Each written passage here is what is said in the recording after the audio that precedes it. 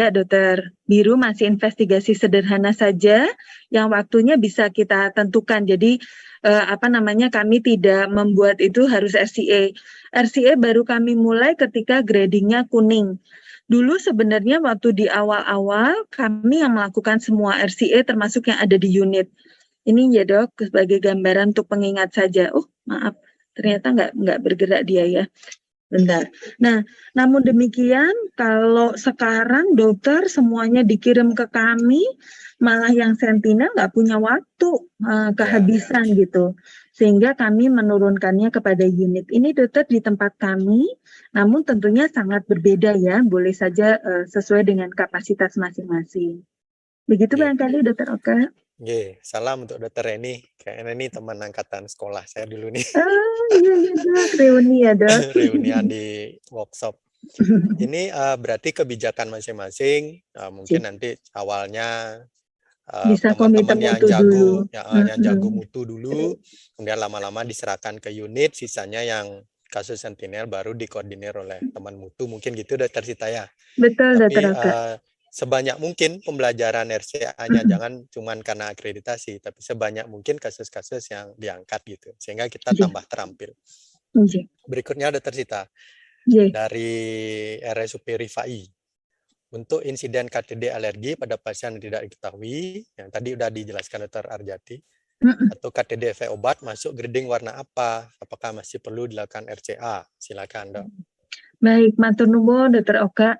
Ini sebenarnya memang seringkali jadi perdebatan ya terkait efek samping obat ya, alergi obat. Jadi kalau kita memang sudah mengetahui, intinya sebenarnya kita sangat menyerahkan pada grading ya dokter. Apakah kira-kira itu sering terjadi? Itu kan mempengaruhi juga, bukan hanya masalah severity-nya. Seberapa besar dampaknya untuk pasien, tapi frekuensi juga bermain ya dok ya, kemampuan kontrol juga bermain. Saya menduga kalau alergi, mohon maaf ya dok, nggak tahu akar masalahnya, tapi mungkin berhubungan dengan saya yang tidak melakukan asesmen alergi pada pasien. Nah sehingga kalau seperti itu, controllability-nya sebenarnya bisa lebih tinggi. Akibatnya saya menduga ini bisa jadi gradingnya tidak merah ya dokter gitu. Namun kalau memang ini sesuatu yang berat sampai pasien mengalami gangguan pernafasan dan sebagainya, maka ini bisa dokter untuk dilakukan RCA ya. Tergantung severity dan sebagainya, dok tetap dilakukan grading ya dok. Berarti kita lihat kondisinya gitu ya. Semakin banyak data, semakin banyak pola yang ditemukan, semakin terampil kita menemukan, oh ini kira-kira yang kita RCA, yang lain mungkin bisa diinvestigasi saja. Investigasi.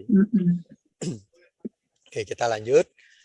Selama dari Rumah Sakit Avicenna, selama ini untuk menentukan kejadian sentinel selalu dekat dengan kata-kata itu masih berhubungan dengan perjalanan penyakit atau orang-orang yang terkait takut bahwa sentinel adalah catatan hitam. Bagaimana cara dokter untuk dapat menggali apakah itu kejadian sentinel atau bukan? Apakah setiap kejadian kematian dievaluasi oleh dokter bahkan sebelum ada laporan insiden? Wah, ini bagus nih dok. Silakan. Bagus banget Mbak Fitri. Semuanya luar biasa Mbak Fitri. Ajarkan saya berbagi dari pengalaman ya Mbak Njay, karena dulu saya pernah begitu. Pokoknya meninggal, nggak cocok dengan diagnosis, langsung saya tetapkan sentinel.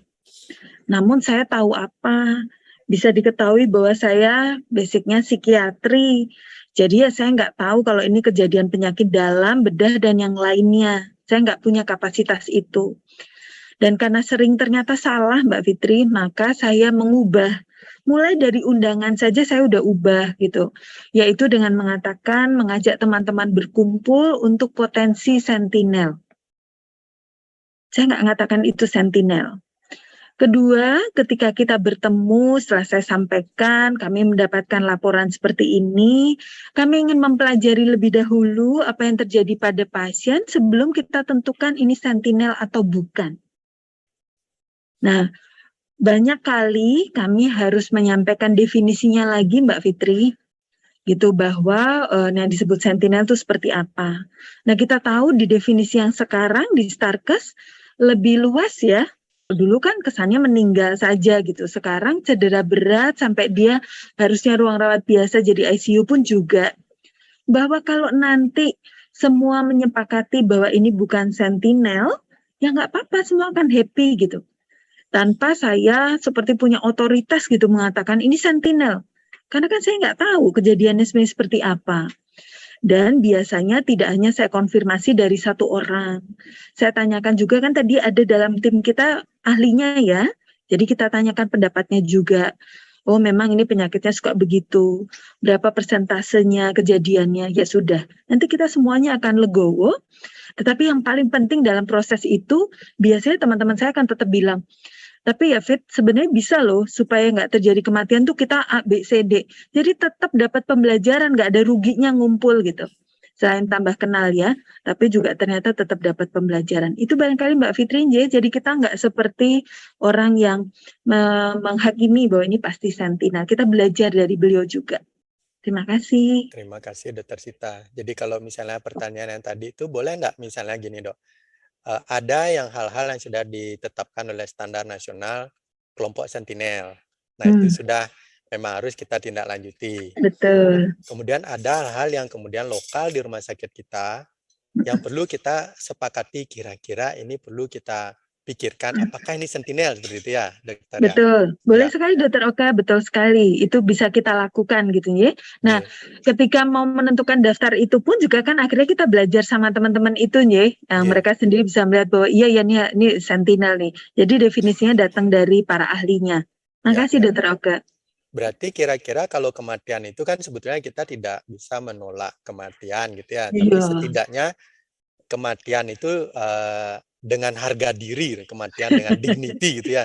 Memang perjalanan penyakitnya, kemudian kita sudah, petugas kesehatan sudah sangat waspada, semua risiko sudah kita kerjakan, kelola, kemudian pasien meninggal. Jadi meninggalnya ini dengan sebuah kelayakan perjuangan kemanusiaan kita, seperti itu ya Dok ya kira-kira ya. Nah, saya juga seringkali menanyakan seperti ini Dokter Oka, apakah misalnya kalau ada yang kita lakukan, yang kita bisa lakukan dan kita perbaiki, sebenarnya pasien ini bisa tidak meninggal di hari itu gitu.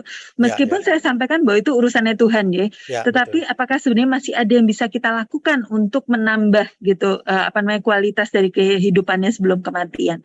Betul Dokter Oka, terima kasih. Betul. Terinspirasi juga seperti pasien yang gagal ginjal terminal itu, misalnya kalau tidak ditolong mesin mungkin cepat meninggal, tapi upaya kemanusiaan kita menciptakan mesin dan bisa memperpanjang hidup, sepertilah kurang lebih ya Dok ya. Betul sekali Dokter Oka. Semangatnya adalah untuk pembelajaran menjadikan kualitas hidup pasien itu meningkat lah, kurang lebih seperti itu. Oke, terima kasih.